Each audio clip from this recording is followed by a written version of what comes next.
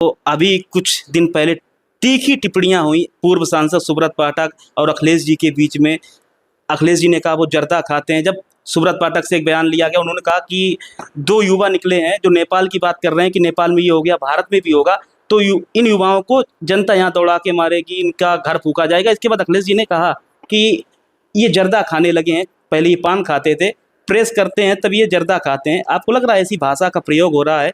ये सामाजिक जीवन में नहीं होना चाहिए। और आप वहाँ मौजूद थे, लेकिन उसके बाद समाजवादी पार्टी का डेलीगेशन गया पीड़ित परिवार से मिलने, स्वयं अखिलेश जी भी गए और उनको 2.5 लाख की मदद भी की। अब समाजवादी पार्टी सवाल ये उठा रही है कि समाजवादी पार्टी ने अपना काम कर दिया, सांसद जी गए, परिवार से मिलाए, डेलीगेशन हो आया, पैसों की जो मदद थी वो कर दी। भारतीय जनता पार्टी कब जाएगी पीड़ित परिवार के दुख में साथ देने? और गांव के कुछ निर्दोष लोगों के ऊपर FIR हुई है, गांव में डर का माहौल है, वहाँ पे भारतीय जनता पार्टी शांति की अपील कब करने जाएगी? क्योंकि आपकी पार्टी का कोई नेता वहाँ नहीं पहुँचा है। असीम अरूण जी जो मंत्री हैं वो भी उसी क्षेत्र से आते हैं, वो भी नहीं गए। तो समाजवादी पार्टी कह रही है कि हम गरीबों के साथ खड़े हैं, भारतीय जनता पार्टी गरीबों के साथ नहीं खड़ी है। ऐसा होता है कि एटम बम और हाइड्रोजन बम की बात हो रही, लेकिन वो कह रहे हैं कि वोट चोरी हो रही है। नरेंद्र मोदी वोट चोरी के दम पे प्रधानमंत्री बने हैं। अगर वोट चोरी ना हुई होती तो वाराणसी से भी हारते, 4 राउंड की काउंटिंग में पीछे थे। तो अब की बार लगता है राहुल गांधी हाइड्रोजन बम की बात कर रहे हैं, वाराणसी की वोटर लिस्ट सामने लेकर आ सकते हैं। मेरा नाम सौरभ सविता है, द खबरनामा देख रहे हैं आप। स्वागत है एक नए दिन में और एक नए वीडियो में। भारतीय जनता पार्टी की आज एक नई लिस्ट आई है जिसमें उन्होंने बिहार चुनाव को लेकर प्रभारी और सह प्रभारी की घोषणा की है। प्रभारी बनाया गया है धर्मेंद्र प्रधान जी को। चर्चा चल रही थी राष्ट्रीय अध्यक्ष बनेंगे, लेकिन बिहार भेज दिया गया है प्रभारी बनाकर, और उसके साथ में उत्तर प्रदेश से केशव प्रसाद मौर्य को सह प्रभारी के रूप में भेजा गया है। नरेंद्र मोदी जी के जो प्रधानमंत्री हैं भारत के, उनके विश्वास पात्र CR पाटिल को भी सह प्रभारी बना के बिहार भेजा गया। तो इसका मतलब साफ है कि भारतीय जनता पार्टी बिहार का चुनाव हल्के में नहीं ले रही है, पूरी मजबूती के साथ बिहार का चुनाव लड़ना चाहती है।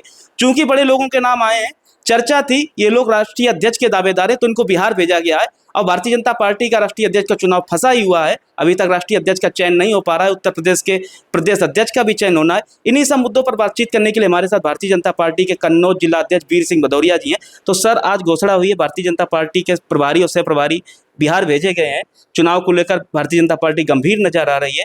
तेजस्वी की बड़ी चुनौती है, PK की चुनौती है। क्या लगता है भारतीय जनता पार्टी और NDA गठबंधन मजबूत है इन चुनौतियों से निपटने के लिए? देखिए, प्रभारी के रूप में आदरणीय धर्मेंद्र प्रधान जी, सह प्रभारी के रूप में आदरणीय केशव प्रसाद मौर्य जी, CR पाटिल जी, बहुत ही मजबूत नेतृत्व को वहाँ की जिम्मेदारी मिली है। निश्चित रूप से इनके नेतृत्व में बिहार में हम सब लोग बड़ी जीत जीतेंगे। NDA जीतने जा रहा है बिहार में। PK की चुनौती और तेजस्वी की जो इंडिया गठबंधन की चुनौती है, वोटर अधिकार यात्रा लेकर निकले हुए थे तेजस्वी यादव और राहुल गांधी। आपको लगता है उसका असर नहीं होगा? वोट चोरी का आरोप लगा रहा है विपक्ष, ये मुद्दे नहीं बन रहे हैं बिहार की धरती पर?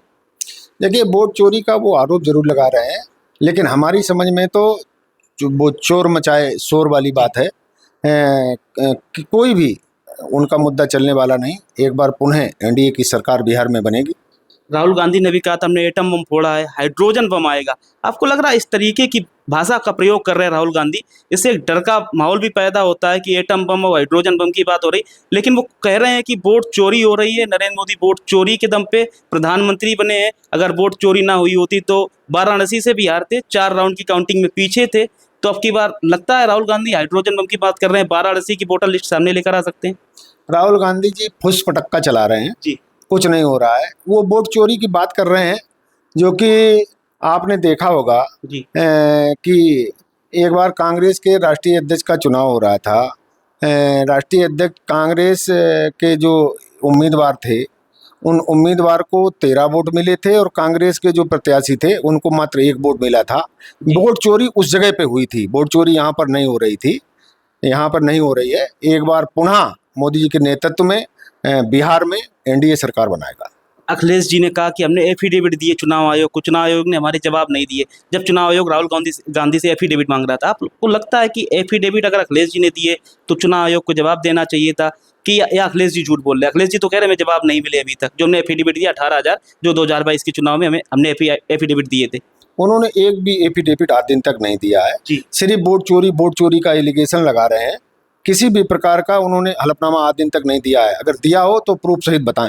जी, अब बात आती है कन्नौज के सांसद हैं अखिलेश जी। तो अभी कुछ दिन पहले तीखी टिप्पणियां हुई पूर्व सांसद सुब्रत पाठक और अखिलेश जी के बीच में। अखिलेश जी ने कहा वो जर्दा खाते हैं। जब सुब्रत पाठक से एक बयान लिया गया, उन्होंने कहा कि 2 युवा निकले हैं जो नेपाल की बात कर रहे हैं कि नेपाल में ये हो गया, भारत में भी होगा, तो इन युवाओं को जनता यहाँ दौड़ा के मारेगी, इनका घर फूका जाएगा। इसके बाद अखिलेश जी ने कहा कि ये जर्दा खाने लगे हैं, पहले ये पान खाते थे, प्रेस करते हैं तब ये जर्दा खाते हैं। आपको लग रहा है ऐसी भाषा का प्रयोग हो रहा है, ये सामाजिक जीवन में नहीं होना चाहिए? देखिए, हमारे यहाँ के पूर्व सांसद जी आदरणीय सुब्रत पाठक जी ने ये बयान दिया था, जैसे कि अखिलेश जी ने कहा था कि नेपाल जैसी क्रांति यहाँ पर होगी। जी तो नेपाल में भ्रष्टाचारियों की सरकार थी, वहाँ पर भ्रष्टाचार के विरुद्ध एक आंदोलन हुआ था, तब जाके वहाँ पे इस तरीके से नेपाल में हुआ था। जो यहाँ के प्रधानमंत्री जी आदरणीय नरेंद्र मोदी जी हैं, वो बहुत ही लोकप्रिय, बहुत जनप्रिय नेता हैं। उन्होंने देश को विकसित राष्ट्र का संकल्प लिया है, उसमें पूरी भारतीय जनता पार्टी परिवार उनके साथ मिलकर काम कर रहा है। और माननीय पूर्व सांसद जी ने बिल्कुल सही बात कही थी कि इस तरीके का जब आंदोलन होता है तो भ्रष्टाचारियों के खिलाफ होता है, जी आतंकवादियों के खिलाफ होता है। जी तो निश्चित रूप से अगर मेरे देश में कोई भी आंदोलन होगा, अगर आग लगेगी तो मेरा घर फूकेगा तो उनका भी घर फूकेगा। जी। और सांसद जी ने बिल्कुल सही बात कही थी। तो आपने कहा कि सांसद जी ने सही बात कही थी, तो उन्होंने ये भी इस पे जब रिस्पॉन्स किया कि वो जर्दा खाते हैं और पहले वो पान का प्रयोग करते थे, प्रेस करते थे, तो अब जर्दा खाने में आ रहा, सुनने में आ रहा कन्नौज की जनता ही ऐसा बोलती है। तो जर्दा की से उन्होंने बात की और कह रहे कहीं कि वो गांजा की भी बात की, कहीं कहीं गांजा भी निकल रहा है। आपको लग रहा है अखिलेश जी ऐसी बातें कर रहे हैं, टोंट कसते हैं भारतीय जनता पार्टी के नेताओं पर? यह लगता है कि सार्वजनिक जीवन में ऐसी बातें नहीं करनी चाहिए? पूर्व मुख्यमंत्री रहे हैं, कन्नौज के सांसद हैं। देखिए, जर्दा खाने की बात अगर है जी। तो कन्नौज के अधिकतम लोग जर्दा खाते जी। हैं। जर्दा खाना क्या बुरी बात है? जर्दा खाकर प्रेस करते हैं, ऐसा उन्होंने कहा। नहीं, उन्होंने कभी भी जर्दा खा के प्रेस नहीं की है। आप उनके पुराने वीडियो देख लीजिए, कभी पान खा के और जर्दा खा के माननीय पूर्व सांसद जी ने कोई भी प्रेस नहीं की है। अगर की हो तो आप भी प्रेस में हैं, आप बताइए कब उन्होंने जर्दा खा के प्रेस की है? जी। अब इसमें महिलाओं की भी बात हुई। कन्नौज की समाजवादी पार्टी की महिला नेता हैं सुषमा सिंह दोरे, उनके एक फेसबुक पर उनको लेकर टिप्पणी की गई भारतीय जनता पार्टी के कुछ नेताओं द्वारा। तो समाजवादी पार्टी ने आरोप लगाया कि दलित महिला का अपमान हो रहा है, भारतीय जनता पार्टी दलित महिला का अपमान कर रही है। पीडीए ने 2024 का चुनाव हराया था इनको कन्नौज में, 2027 में भी पीडीए ही इनको चुनाव हराएगी। आपको लगता है महिलाओं को लेकर जो बयानबाजी हुई तो ये नहीं होनी चाहिए थी? और 2024 में इनको किसने चुनाव हराया? कन्नौज की बात हम बता रहे। मैं कन्नौज में ही लोकसभा का चुनाव बता रहा हूँ। 2019 में यहाँ पर भारतीय जनता पार्टी ने विजयश्री हासिल की थी। 2024 में जैसे अखिलेश जी जीते। अरे 2024 में वो जीत गए। वो एक संविधान का झूठा आडंबर कर रहे थे। मैं तो मान रहा हूँ काट की हंडी एक बार चढ़ गई है, दोबारा भी चुनाव यहाँ पर होंगे, दोबारा भी भारतीय जनता पार्टी एक बार यहाँ पर एक बड़े अंतर से यहाँ पे भारतीय जनता पार्टी जीतेगी।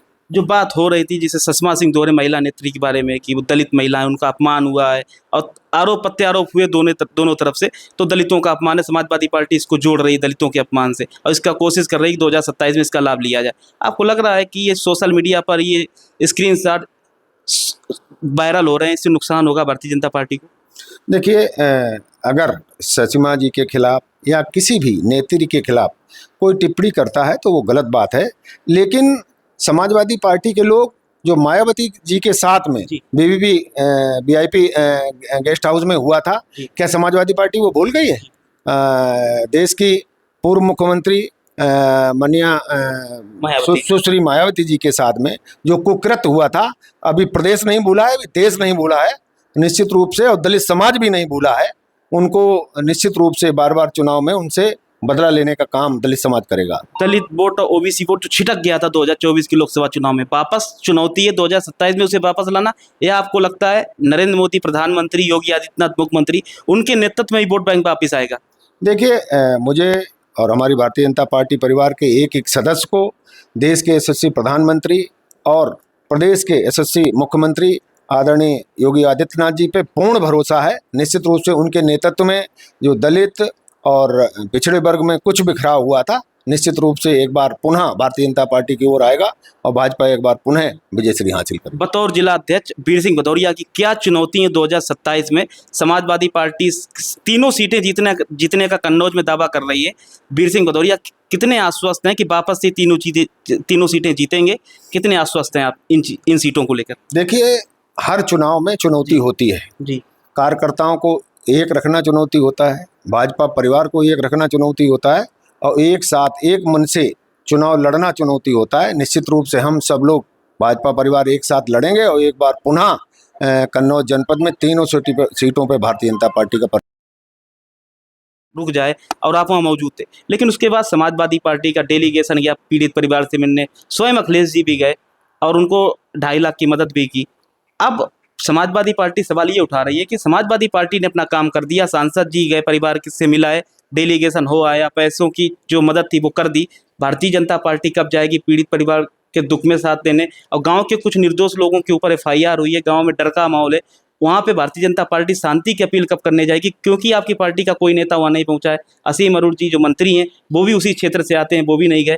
तो समाजवादी पार्टी कह रही है कि हम गरीबों के साथ खड़े हैं, भारतीय जनता पार्टी गरीबों के साथ नहीं खड़ी है। देखिए, जब वहां पर एक जाम लगाए हुए थे, वो पीड़ित परिवार के लोग जाम वहां पर नहीं लगाए थे। हमने देखा था समाजवादी पार्टी के छोटे छोटे कार्यकर्ता उकसा रहे थे और वही जाम लगा रहे थे, वही पत्थर फेंक रहे थे। मैंने रोकने का वहां पर प्रयास किया। जब वो देख रहे थे कि मैं भारतीय जनता पार्टी को बिलोंग करता हूं, वो समाजवादी पार्टी के लोग थे, वो उन्होंने पुलिस पे पथराव किया और वहां पे पुलिस के साथ उनकी झड़प हुई। पुलिस के द्वारा उन पे छुटपुट लाठीचार्ज भी हुआ। कई लोगों को चोटें आई, कई पुलिस वाले भी लगातार वो पीड़ित परिवार हमारे संपर्क में है। वो जो झूठे मुकदमे लग गए थे, जिनका कोई वीडियो फुटेज नहीं है, उनको मैंने वहां पर CO और इंस्पेक्टर को बुलाकर उन सारे परिवारों को पूर्ण तरीके से आज़ादी दी है। पुलिस कप्तान से मैं और माननीय विधायक जी वहां पर मिलने गए थे। किसी भी जो उसमें प्रतिभागी नहीं है उस घटना में, उसको किसी भी प्रकार से सताया नहीं जाएगा। पूरा गांव वहां पर आकर रह रहा है। मैंने यहाँ पर संगठन के साथ भी बैठ के योजना बनाई है।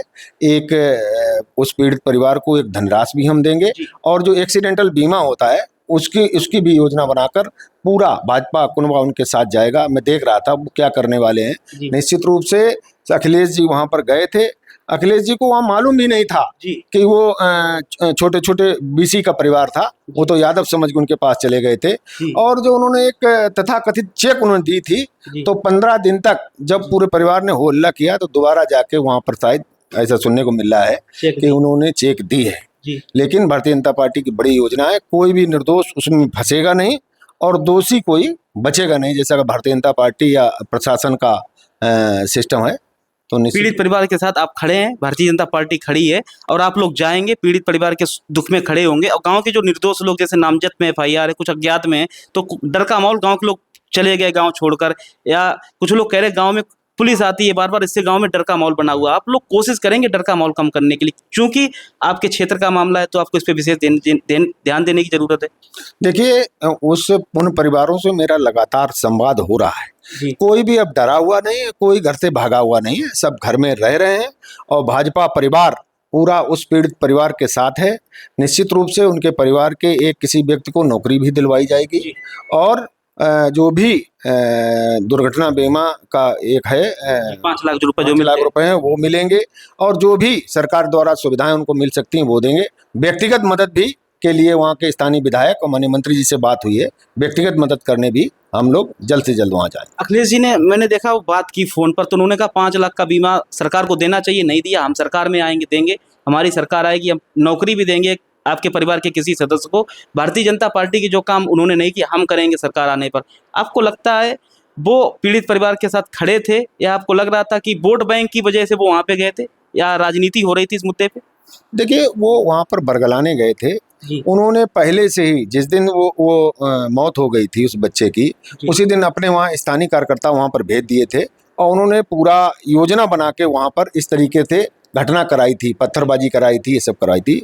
मैं पूर्ण विश्वास उस परिवार को देना चाहता हूं कि भाजपा परिवार पूर्ण रूप से उस पीड़ित परिवार के साथ है। जो भी मदद उनको हो सकेगी प्रशासन के द्वारा व्यक्तिगत उस परिवार को दी जाएगी, वो आप करेंगे। धन्यवाद। वीर सिंह भदौरिया जी हमारे साथ थे, कन्नौज बीजेपी के जिला अध्यक्ष हैं। तमाम मुद्दों पर उनसे विस्तार से बात हुई।